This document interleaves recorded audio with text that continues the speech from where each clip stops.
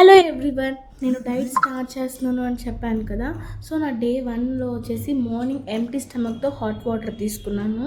And ఆ fresh లాగా జీలకర్రని boil చేసి తీసుకున్నా. మన బాడీలో గ్యాస్ ఉన్నా ఇది రిలీఫ్ ఇస్తుంది.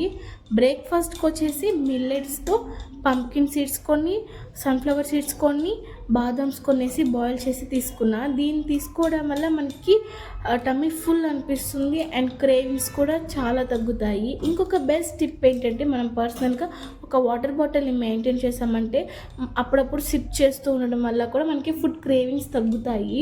ఇంకా ఆఫ్టర్నూన్తో చాలా తక్కువ ఆయిల్తో పప్పు కర్రీ, బీన్స్ ఫ్రై, ఇంకా brown rice with carrot salad తీసుకున్నాను.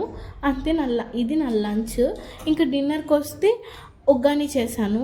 ఈ ఉగ్గానితో ఏదైనా ఒక కర్రీని మిక్సప్ చేసుకొని తినేస్తే కూడా సరిపోతుంది అన్నట్టు. అంతే, ఇంతటితో నా ఈటింగ్ పీరియడ్ అనేది క్లోజ్ అయిపోయింది. అంతే ఈ వీడియో. Bye, do subscribe.